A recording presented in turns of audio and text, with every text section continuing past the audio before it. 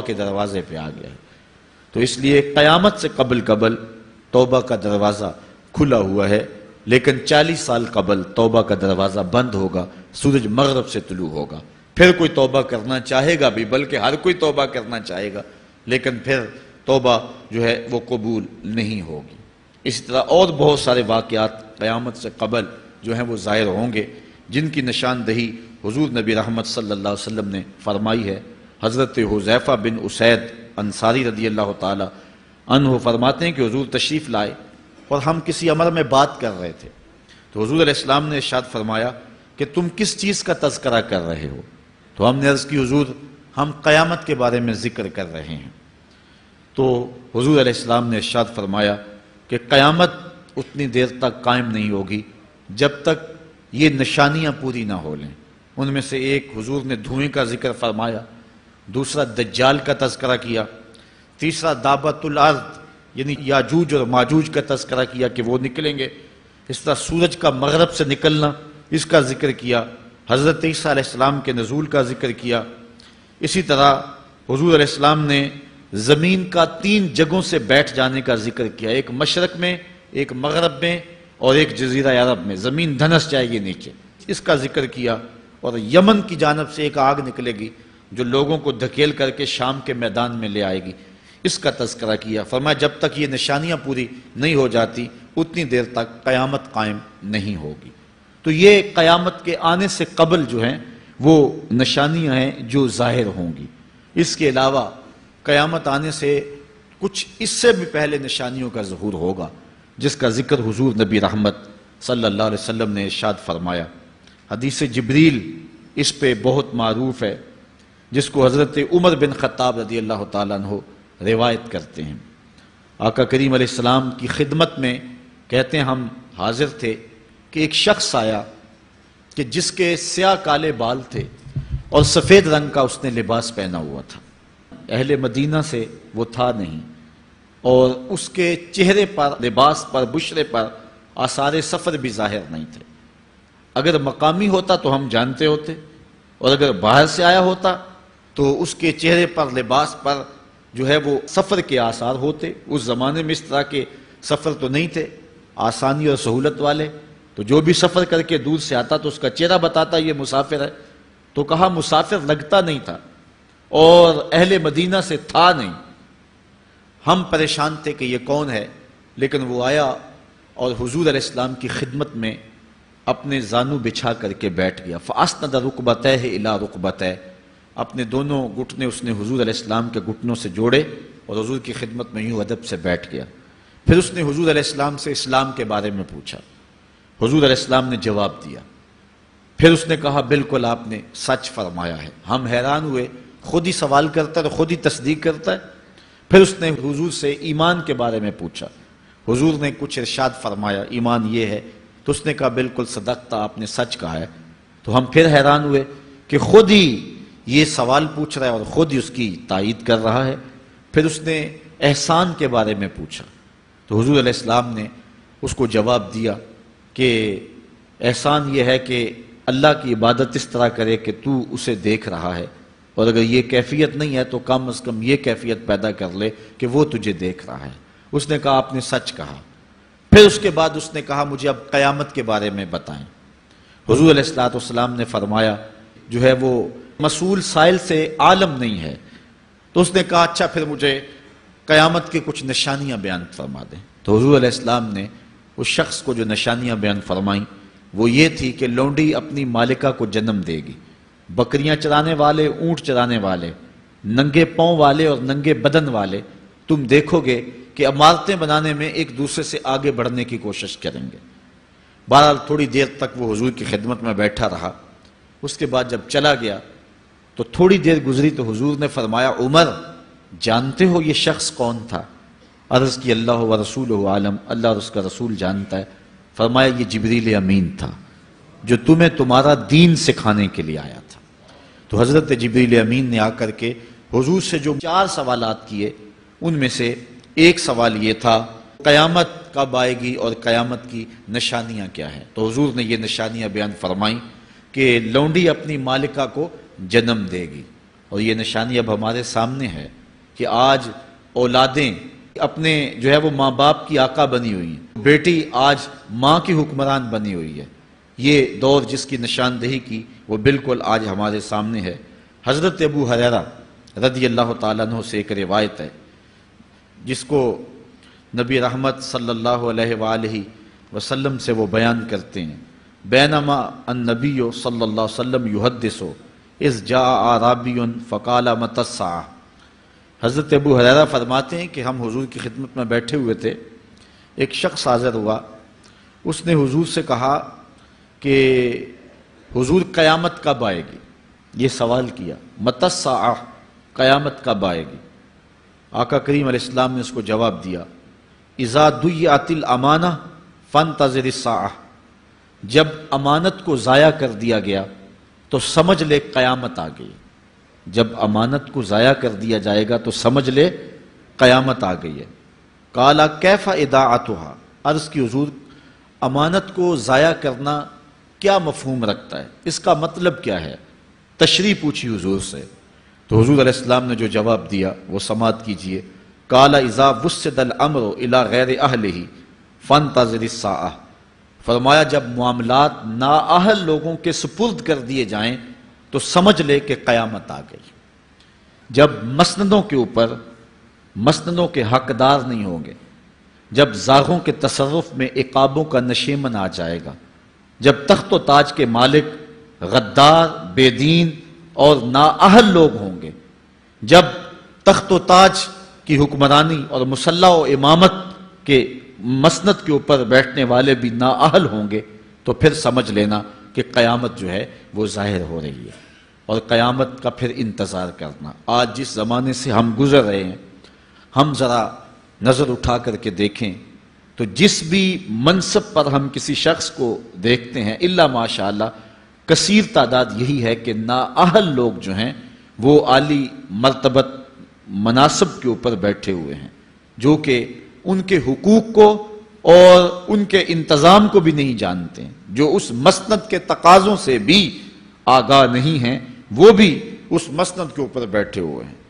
ایک زمانہ تھا، یہ ہمارے بچپن کی کہانی ہے، کہ ایک مرتبہ اسمبلی میں بحث ہوئی آبپاشی کے بارے میں، کہ فصلوں تک معقول پانی نہیں پہنچتا اور جو ہے وہ فصل اچھے طریقے سے جو ہے وہ نہیں اگ پا رہی، اور ہمارا ملک زرعی ملک ہے، تو اس کے بارے میں سوچا جائے۔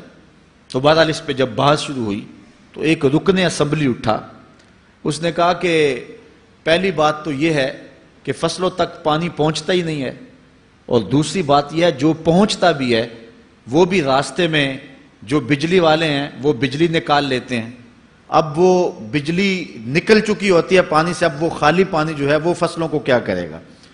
تو جب نااہل لوگ ایسی مسندوں کے اوپر اور ایسے مناصب کے اوپر بیٹھے ہوئے ہوں گے اور ہم لوگ ان کو منتخب کرتے ہیں، تو پھر آپ قیامت کا انتظار کیجئے، پھر قیامت آنے میں کوئی دیر نہیں ہے۔ تو حضور علیہ السلام نے دو لفظوں کے اندر قیامت کے بارے میں یہ بات ارشاد فرما لی۔ یہ میں نے آپ کو اپنے بچپن کی کہانی سنائی ہے، لیکن اس دور کی کوئی ایک کہانی ہو تو میں آپ کے سامنے رکھوں۔ اس دور میں تو جو عالی مرتبت مناصب کے اوپر بیٹھے ہوئے انہیں سورہ فاتحہ تک نہیں آتی، سورہ اخلاص تک نہیں آتی ہے، تو اب بتاؤ کہ یہ قیامت کے قرب کی علامت ہے کہ نہیں ہے؟ آپ دیکھیں جس تخت پہ بھی، جس تاج پہ بھی اور جس مسند اور منصب پہ بھی جو موجود ہے، کیا وہ اس کا حق ادا کر سکتا ہے یا اس کی اہلیت رکھتا ہے؟ وہ کیا کسی شاعر نے کہا تھا کہ ہر شاخ پہ الو بیٹھا ہے، انجام گلستاں کیا ہوگا؟ اور رومی نے اپنے زمانے میں کہا تھا کہ سگ وزیرو گرگ میرو موشرا درباں شود این ارکان سلطنت ملک را ویراں شود۔ یہ ایک دردناک کہانی ہے، لیکن قیامت کی نشانیوں کے حوالے سے آپ اس بات کو سمجھیں اور حضور علیہ السلام کے فرمان کی روشنی کے اندر ہم اپنے حالات کا جائزہ لیں۔ حضرت انس رضی اللہ تعالی عنہ سے ایک روایت ہے، کہتے ہیں سمعت رسول اللہ صلی اللہ علیہ وسلم یقولو، میں نے حضور علیہ السلام کو فرماتے ہوئے سنا ہے۔ یہ حضرت انس رضی اللہ تعالیٰ عنہ وہ صحابی ہیں جنہوں نے 10 سال تک حضور کی نوکری کی ہے، اور کہتے ہیں 10 سال میں ایک بار بھی ایسا نہیں ہوا کہ حضور نے مجھے اف بھی کہا ہو۔ کہتے ہیں کبھی ایسا ہوتا کہ میرے ہاتھ سے کوئی برتن ٹوٹ جاتا، ازواج مطہرات جو ہیں وہ اس پہ ناراض ہونے لگتی تو حضور علیہ السلام روک دیتے، فرماتے اسے کچھ نہ کہو، اس برتن کی عمر ہی اتنی لکھی ہوئی تھی، یہ اتنے عرصے کے لیے ہی پیدا کیا گیا تھا۔ تو آقا کریم علیہ السلام نے جو ہے وہ ازواج مطہرات کو بھی روکا کہ وہ مجھے جھڑکے نہ۔ خدمت رسول اللہ صلی اللہ علیہ وآلہ وسلم 10 سنین، میں نے پورے 10 سال حضور کی نوکری کی ہے۔ بلکہ جب آپ کہیں گے کہ حضور کے خادم کا نام کیا ہے، سارے صحابی حضور کے خادم ہیں، لیکن نام حضرت انس رضی اللہ تعالی عنہ کا آئے گا، یہ حضور علیہ السلام کے خادم خاص ہیں، اور حضور سے بہت ساری باتیں انہوں نے سنی ہیں۔ تو ان باتوں میں سے ایک بات کہتے ہیں، سمیت رسول اللہ صلی اللہ علیہ وسلم یقولو، میں نے رسول کریم صلی اللہ علیہ وسلم کو کہتے ہوئے سنا، ان من اشراط الساعۃ ان یرفع العلم، قیامت کی نشانیوں میں سے ایک نشانی یہ ہے کہ علم اٹھا لیا جائے گا، جہالت پھیل جائے گی، علم اٹھا لیا جائے گا۔ آج لفظ زیادہ ہو گئے ہیں، انفارمیشن زیادہ ہو گئی ہے، لیکن جس کو علم کہا جاتا ہے، جو مومن کے سینے کا جمال اور نور ہے، آج وہ اٹھا لیا گیا ہے۔ آج لوگ کہتے ہیں جی جتنا علم آج ہے اتنا علم پہلے تو نہیں تھا۔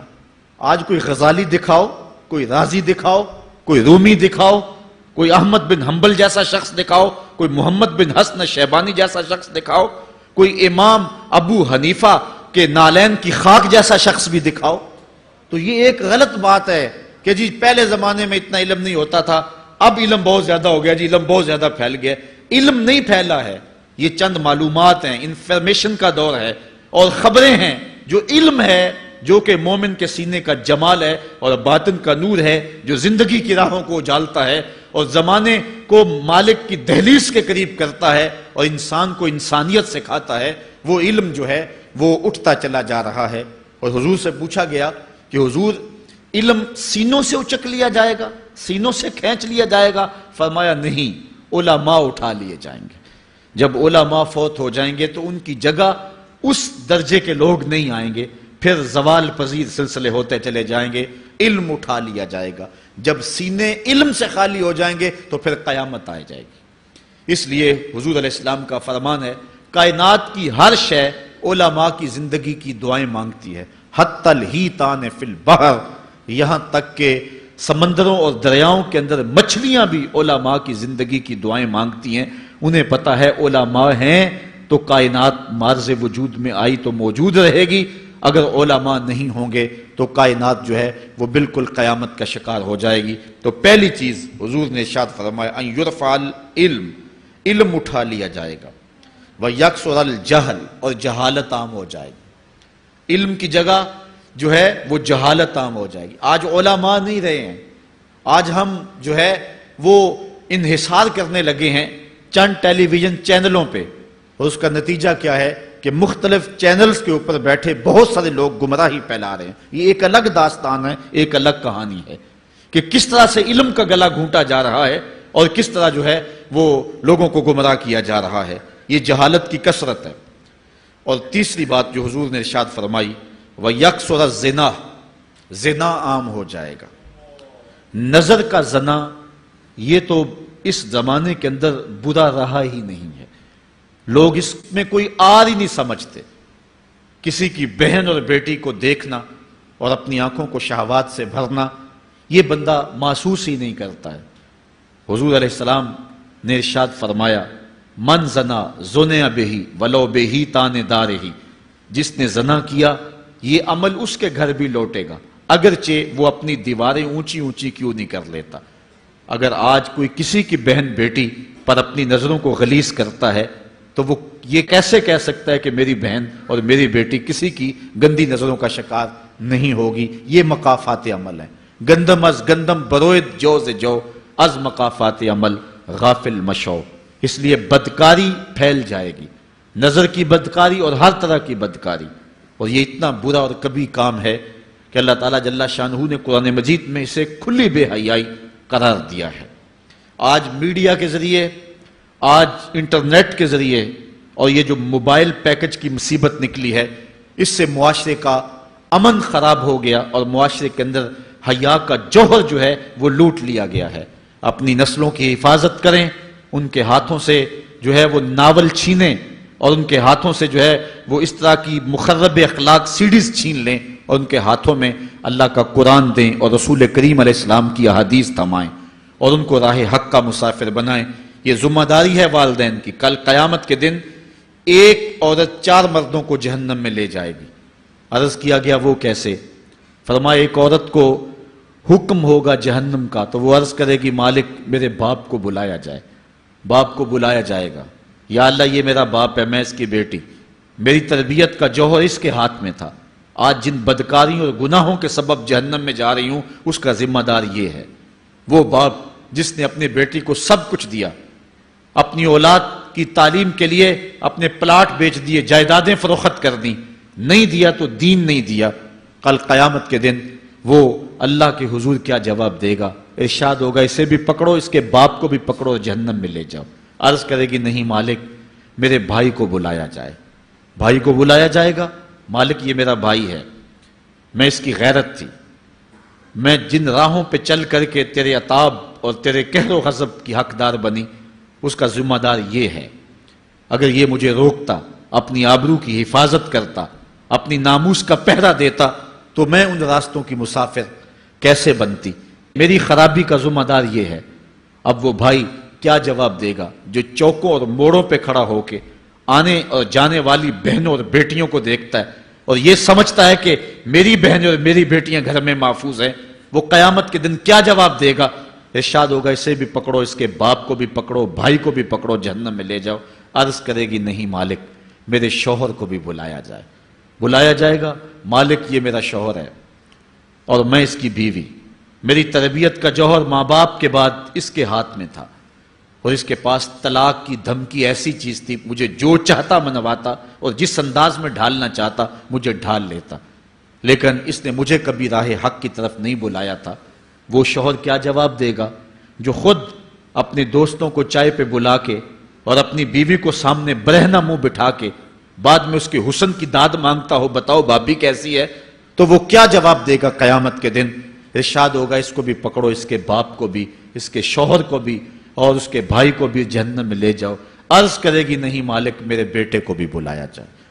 بیٹے کو بلایا جائے گا، مالک یہ میرا بیٹا ہے، میں اس کی ماں ہوں، میرے سینے میں اس کے لیے تڑپتی ہوئی ممتا تو نے رکھی تھی، یہ روٹھ جاتا تو زندگی اجاڑ ہو جاتی. جو بھی چاہتا ضد کر کے منوا لیتا، مجھے کسی کے گھر کے برتن بھی مانجنے پڑے تو میں نے اس سے بھی گریز نہیں کیا، اس کی ہر فرمائش کو پورا کیا، اپنا زیور بیچ کے اس کی تعلیم مکمل کروائی.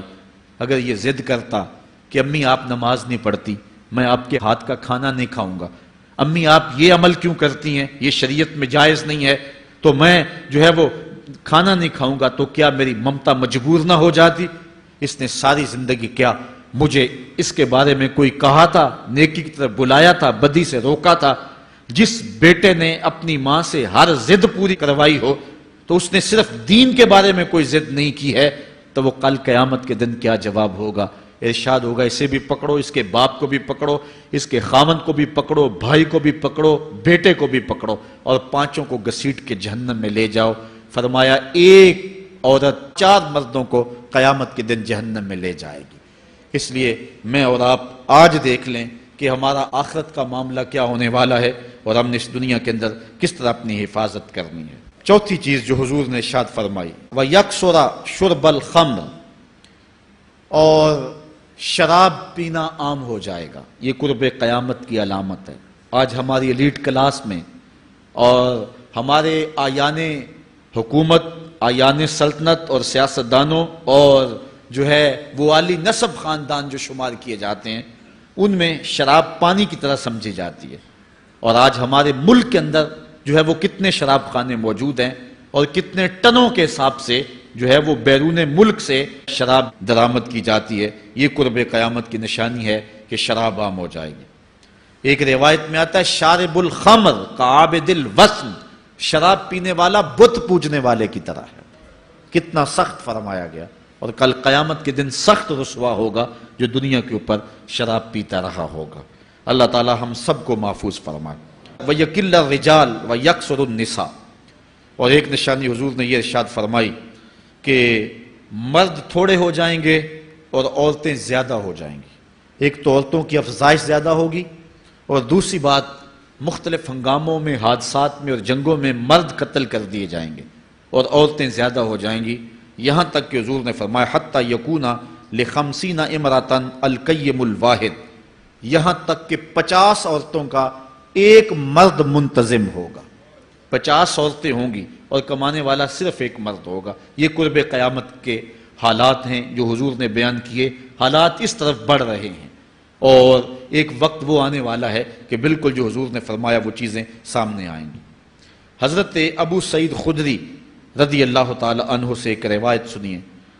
حضور نے ارشاد فرمایا مجھے قسم ہے اس رب کی جس کے قبضے میں میری جان ہے، اتنی دیر تک قیامت نہیں آئے گی، یہ وقت بھی آئے گا کہ جانور انسان سے باتیں کریں گے، انسان ان کی بولی سمجھے گا اور وہ ان سے باتیں کریں گے۔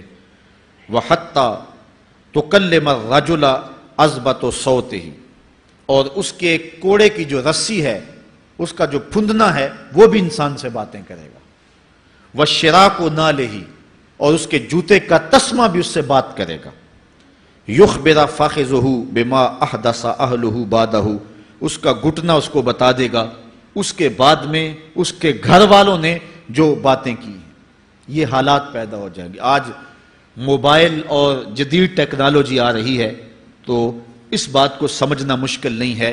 اس زمانے کے اندر جب کہ ان چیزوں کا تصور بھی نہیں تھا، صحابہ نے پھر بھی یقین کیا کہ ہوگا، حضور نے کہا ہے اور آگے بیان کیا، اور آج تو حالات نظر آ رہے ہیں کہ بالکل جو حضور نے بتایا وہ سب کچھ جو ہے وہ ہونے والا ہے۔ حضرت ابو ہریرہ رضی اللہ تعالی عنہ سے ایک روایت ہے، یہ وہ صحابی ہیں جنہوں نے سب سے زیادہ حضور علیہ السلام کے فرامین امت تک پہنچائے ہیں، کثرت کے ساتھ حضور کی صحبت کا دور پایا اور اصحاب صفہ میں سے تھے، زندگی کا ایک ایک لمحہ حضور کی قربت میں گزارا۔ حضرت ابو ہریرہ رضی اللہ تعالیٰ عنہ فرماتے ہیں کہ رسول کریم صلی اللہ علیہ وسلم نے ارشاد فرمایا اذا اتخذ الفیء دیوالا، جب مال غنیمت کو، جب سرکاری خزانے کو اپنی ذاتی دولت سمجھا جائے گا، اس میں تصرف کیا جانے لگے گا، سرکاری خزانے میں لوگ جس طرح چاہیں گے تصرف کریں گے، ایک زمانہ آئے گا اور وہ دیکھ لو بالکل ہمارے سامنے ہے۔ والامانۃ مغنما، اور امانت کو مال غنیمت سمجھا جائے گا، جس طرح غنیمت بندہ استعمال کرتا ہے وہ امانت کو اس طرح غنیمت سمجھے گا اور اس کو جو ہے وہ غصب کر جائے گا۔ والزکوٰۃ مغرما، اور زکوٰۃ کو ٹیکس سمجھے گا، مجبور ہو کے دے گا، وہ زکوٰۃ دینا چاہے گا ہی نہیں۔ اور آج کتنے لوگ ہیں جو زکوٰۃ نہیں دیتے؟ اگر لوگ صحیح طور پہ زکوٰۃ ادا کر دیں اور زکوٰۃ کے جو حقدار ہیں ان تک پہنچے تو پاکستان میں صرف 1-2 سالوں کے اندر غربت ختم ہو جائے۔ اتنی دولتیں ہیں لوگوں کے پاس، اتنی جائیدادیں ہیں لوگوں کے پاس۔ ایک تو سارے لوگ زکوٰۃ ادا نہیں کرتے، دوسرا یہ ہے حقداروں تک نہیں پہنچتی۔ پیشہ ور مانگنے والے اور اس موسم کے اندر جو ہے وہ اپنے آپ کو غریب ظاہر کر کے اور مختلف اپنی مجبوریاں ظاہر کر کے مال ہتھیانے والے بہت سارے ہیں، اور زکوٰۃ دینے والا کہتا ہے میں جلدی جلدی فارغ ہو جاؤں۔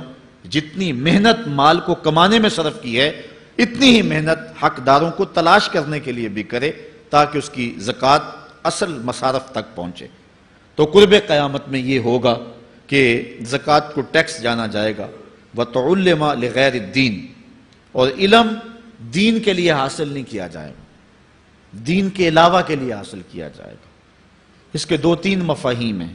ایک تو مفہوم ہے کہ علم دین حاصل کرنا لوگ چھوڑ دیں گے، وہ انجینئر اور ڈاکٹر اور کیا کچھ بننے کے لیے جو ہے وہ علم حاصل کریں گے۔ نام خدمت انسانی ہی ہے کہ میں یہ سب کچھ کر کے اپنے وطن کی خدمت کروں گا، انسانیت کی خدمت کروں گا، لیکن بعد میں جب مسندوں پہ بیٹھتے ہیں اور جو حال کرتے ہیں وہ کسی سے مخفی نہیں ہے۔ مسیحا پھر کس روپ کے اندر آتا ہے اور کس طرح قوم کو دونوں ہاتھوں سے لوٹتا ہے، یہ قرب قیامت کی نشانیاں ہیں۔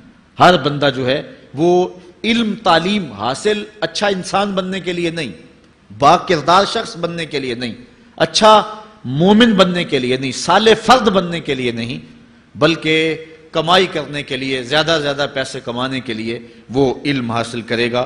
اور دوسری یہ بات کہ جو دین کا علم بھی حاصل کریں گے وہ بھی غرض و غائد جو ہے وہ اپنی چھوڑ دیں گے جس مقصد کے لیے جو ہے وہ علم حاصل کیا جاتا ہے۔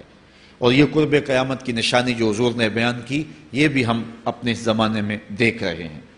وَأَطَاعَ الرَّجُلُ امْرَأَتَهُ، اور آدمی اپنی بیوی کی اطاعت کرے گا، جو بیوی کہے گی وہ مانے گا، وَأَقَّى أُمَّهُ، اور ماں کو آگ کر دے گا، ماں کی پرواہ نہیں کرے گا، ماں کی نافرمانی کرے گا، بیوی کی بات کو ترجیح دے گا، اور ماں کی بات جو ہے اس کو ثانوی حیثیت دے گا۔ بہت بدبخت تو ایسے ہیں کہ جو ماں باپ کو ویسے ہی دقیانوسی کا تانا دے کے کہتے ہیں تمہیں تو پتہ ہی نہیں کسی بات کا، دنیا کہاں چلی گئی، اور ان کی کسی بات کو، کسی مشورے کو اور کسی حکم کو کوئی ترجیح نہیں دیتے۔ لیکن جب بیوی اور ماں دونوں کا حکم مقابلے میں آ جائے تو اس وقت وہ بیوی کے حکم کو ترجیح دیں گے۔ یہ قرب قیامت کی علامت ہے جو کہ ہم واضح طور پہ اپنے معاشرے میں دیکھ رہے ہیں۔ وَأَدْنَى صَدِيقَهُ وَأَقْصَى أَبَاهُ، دوست قریب ہوں گے، باپ دور ہوگا۔ دوستوں کو قربت دی جائے گی، ان کے ساتھ بیٹھنا اٹھنا بھی ہوگا، کھانا پینا بھی ہوگا، گپ شپ بھی ہوگی۔ دوست ایک بیل دے تو بندہ دوڑا جائے گا دوست کی پکار پہ، لیکن ماں باپ جو مرضی کہیں تو ماں باپ کی بات کو کوئی ترجیح نہیں دی جائے گی۔ یہ قرب قیامت کی نشانیوں میں سے ایک نشانی ہے، اور اس وجہ سے آج لوگ محروم ہو گئے ہیں اور گھروں میں برکت نہیں رہی۔ ماں باپ اگر کچھ کہیں، کوئی چیز لانے کے لیے بھی کہیں تو بچہ 100 بہانے کرتا ہے اور دوست کی پکار پہ لبیک کہتا ہوا بھاگ اٹھتا ہے۔ وَظَهَرَتِ الْأَصْوَاتُ فِي الْمَسَاجِدِ، مسجدوں میں لڑائیاں ہوں گی، مسجدوں میں جو ہے وہ آوازیں بلند ہوں گی لڑائیوں کی، ایک دوسرے سے الجھاؤ پیدا ہو جائیں گے۔ آج ہماری مسجدوں میں پنکھا بند کرنے سے لڑائیاں شروع ہو جاتی ہیں۔ یہ بالکل آپ کے قریب ایک شہر میں ہوا ہے، ایک آدمی قتل ہو گیا صرف اس معاملے میں کہ وہ ایک کہہ رہا تھا کہ لائٹ بند کر دو، اور دوسرے نے کہا کہ میں نماز پڑھ رہا ہوں تو تم نے مجھے دیکھا نہیں، اور اس بات پہ لڑائی شروع ہوئی، حتیٰ کہ فائرنگ تک نوبت پہنچی، اور ایک آدمی جو ہے وہ قتل ہو گیا۔ آپ نے اخبارات میں پڑھا ہوگا۔ تو اس طرح مسجدوں کے اندر جو ہے وہ لڑائیاں شروع ہو جائیں گی۔ یہ قرب قیامت کی نشانی ہے۔ وَسَادَ الْقَبِيلَةِ فَاسِقُهُمْ، قبیلے کا سردار سب سے فاسق اور بدتر شخص ہوگا۔ خاندان کا، قبیلے کا، برادری کا وہی سربراہ ہوگا، وہی قائد ہوگا، وہی لیڈر ہوگا، وہی پنچ ہوگا جو جتنا بڑا غنڈہ اور جتنا بڑا بدماش ہے اس کو ہی جو ہے وہ سرپرستی جائے گی۔ شرافت نام کی چیز ہی باقی نہیں رہے گی۔ شرافت کے بل بوتے پہ آگے نہ کوئی سیاست میں آ سکے گا، نہ کوئی خاندان میں آگے آ سکے گا، بلکہ اب تو حال ہی ہوا کہ ہماری محافل اور آراس کے اندر بھی جو مہمان خصوصی رکھے جاتے ہیں وہ بھی اس اعتبار سے نہیں رکھے جاتے کہ متقی شخص تلاش کرو جس کو مسند صدارت پہ اٹھایا جائے، جس کو مہمان خصوصی رکھا جائے۔ اس میں بھی یہ دیکھا جاتا ہے کہ کس کا اثر معاشرے کے اندر زیادہ ہے، چاہے وہ اثر و رسوخ اس نے منشیات فروخت کر کے ہی حاصل کیا ہو، کس کی دولت زیادہ ہے، چاہے اس نے وہ دولت لوگوں کا خون نچوڑ کے حاصل کی ہو، وہی مہمان خصوصی ہوتا ہے محفل نعت میں، چونکہ وہ پیسے زیادہ پھینک سکتا ہے۔ اور ایک غریب آدمی جو کہ تہجد کی نماز پڑھنے کا بھی عادی ہے، اس کو جوتیوں پہ جگہ ملتی ہے۔ اس کا قصور صرف یہ ہے کہ وہ غریب ہے اور اس کے پاس حرام کی کمائی نہیں ہے۔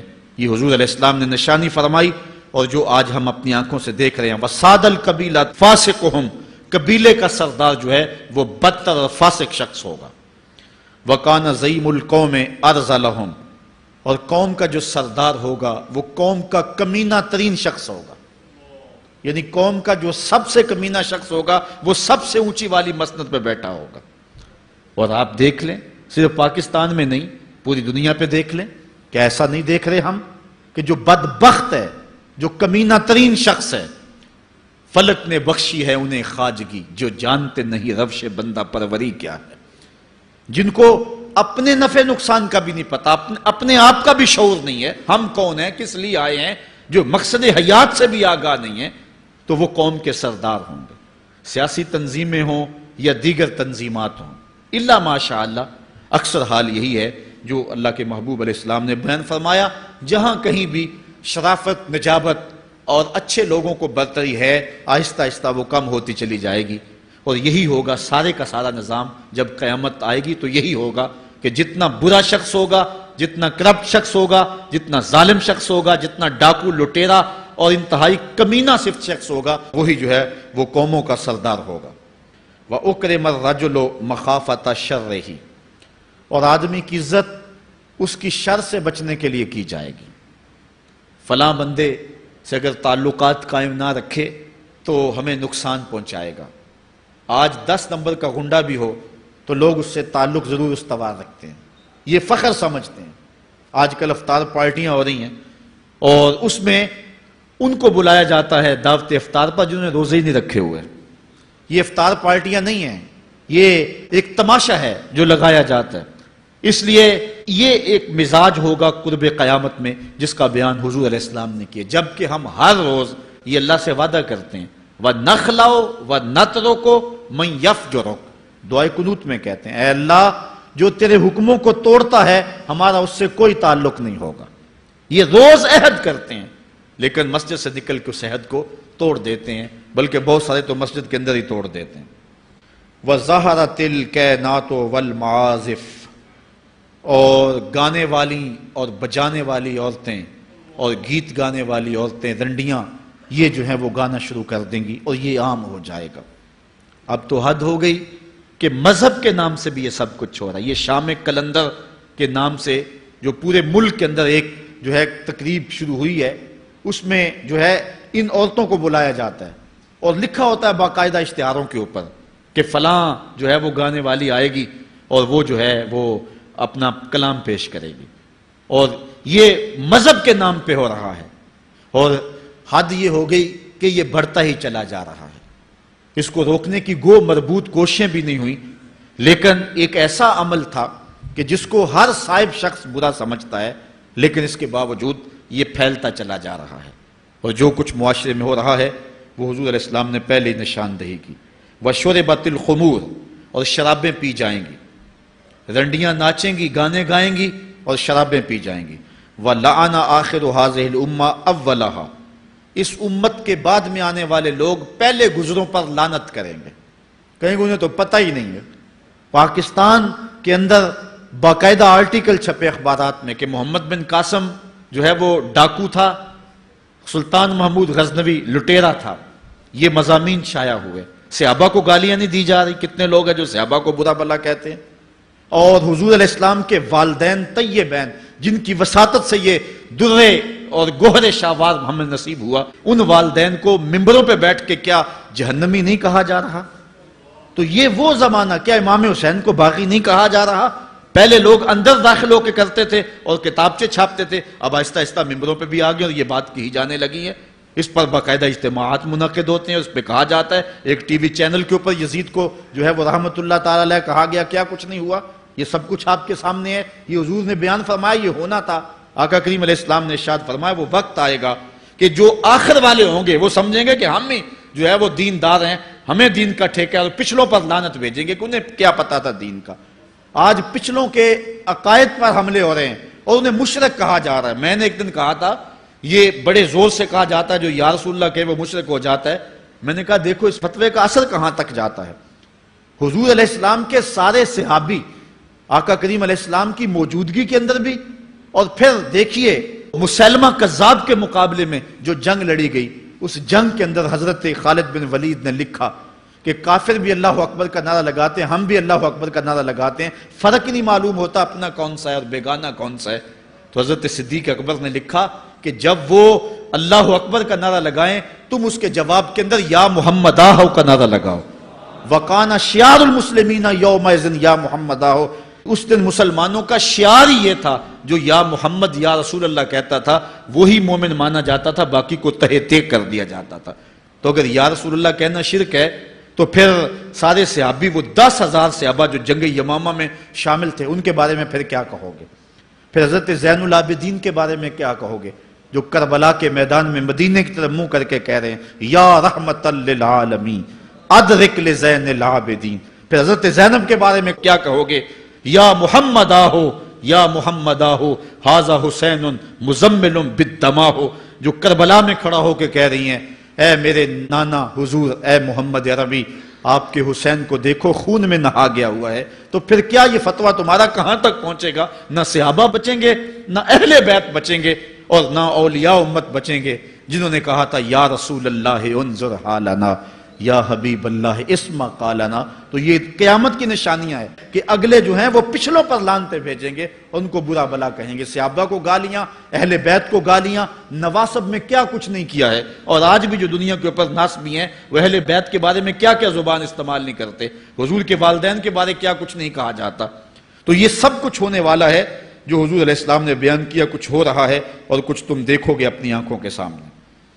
پھر ارشاد فرمایا فَارْتَقِبُوا عِنْدَ ذَلِكَ رِيحًا حَمْرَاءَ وَزَلْزَلَةً وَخَسْفًا وَمَسْخًا وَقَذْفًا وَآيَاتٍ تُتَابِعُ كَنِظَامٍ قُطِعَ سِلْكُهُ فَتُتَابِعُ. فرمایا کہ پھر جب یہ حالات ہوں گے اور یہ پوری طرح حالات معاشرے میں پیدا ہو جائیں گے تو پھر سرخ آندیاں آئیں گی، پھر انتظار کرنا سرخ آندیوں کا. وَزَلْزَلَةً اور زلزلے کا انتظار کرنا، وَخَسْفًا وَمَسْخًا وَقَذْفًا اور دھنسنے کا انتظار کرنا، اوپر سے پتھروں کے نازل ہونے کا اور شکلوں کے بگڑنے کا انتظار کرنا.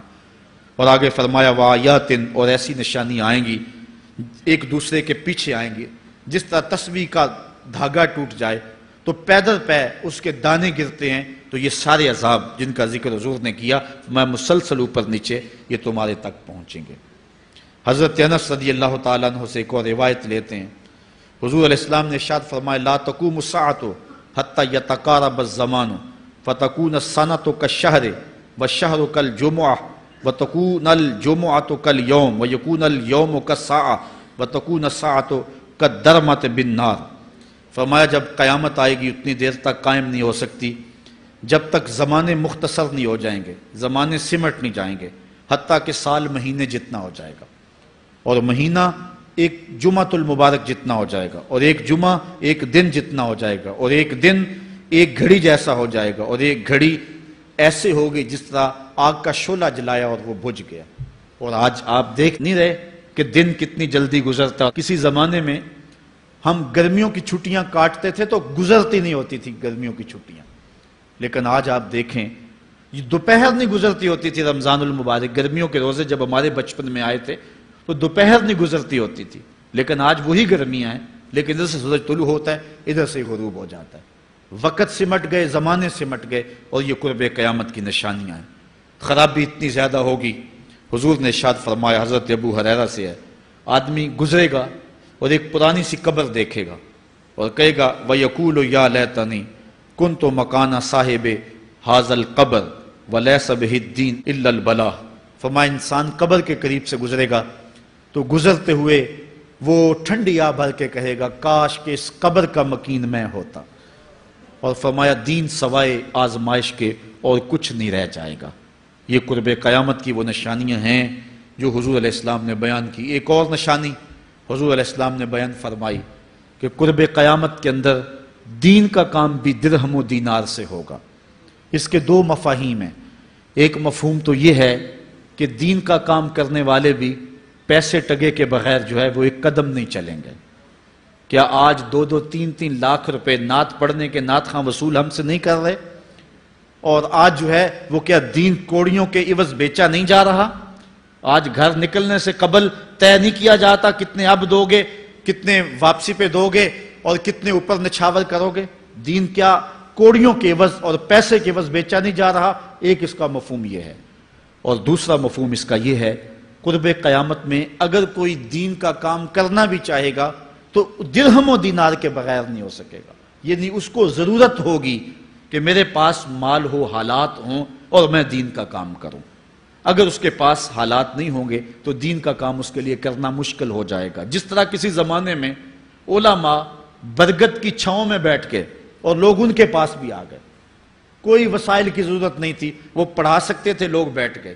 امام محمد بن حسن الشیبانی جب پڑھانے بیٹھے تو آپ کی مجلس میں جو لوگ آ کے سیکھتے تھے وہ تعداد ان کی تو بہت ساری تھی، لیکن جو باقاعدہ آپ کی باتوں کو لکھتے تھے وہ 4000 لوگ تھے.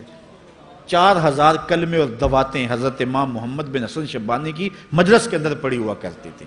اور باقی جو لوگ تھے حضرت غوث اعظم سیدنا شیخ عبد القادر جیلانی علیہ رحمہ، آپ جب تشریف لائے ملا علی قاری نے نزہۃ الخاطر الفاتر فی مناقب شیخ عبد القادر میں لکھا ہے کہ آپ کی ایک ایک مجلس کے اندر 70 ہزار لوگوں کا اجتماع ہوا کرتا. آج تھوڑے لوگ اکٹھے ہو جائیں تو ہم خوش بھی ہوتے ہیں اور حیران بھی ہوتے ہیں، اتنے لوگ اکٹھے ہو گئے۔ میاں ضرورت ہے لوگوں کی کہ وہ دین سیکھیں، وہ جائیں ایسی مجالس کے اندر، لیکن لوگ سمٹ جائیں گے، نہیں جائیں گے۔ وسائل کی ضرورت ہوگی، وہ برگد کے درخت کے نیچے بیٹھ کر کے بھی لوگ جو ہیں وہ علم کا چراغ روشن کرتے تھے۔ جب لارڈ میکالے نے نصاب تعلیم مرتب کیا اور درس نظامی کو اور جو ہے عصری علوم کو الگ کر دیا، تو یہ علماء ہی تھے کہ جنہوں نے برگد کے درخت کے نیچے، پیپل کے درخت کے نیچے بیٹھ کر کے علم کے چراغ کو روشن رکھا۔ لیکن آج اگر تم ایسا کرنا چاہو گے تو کیا ممکن ہوگا کہ اس چراغ کو تم روشن رکھ لو؟ آج وسائل کی بہر صورت ضرورت ہے، اور آج سے صدیوں قبل علماء نے یہ فتویٰ دیا تھا کہ صدقہ کرنا، زکوٰۃ ادا کرنا یا دیگر امور خیر میں خرچ کرنا بڑا نیکی کا کام ہے، لیکن سب سے بڑا نیکی کا کام اس دور کے اندر آج سے قبل علماء نے فتویٰ دیا تھا کہ دین کے طالب علموں پہ خرچ کرنا ہے۔ ان پہ اگر خرچ کریں گے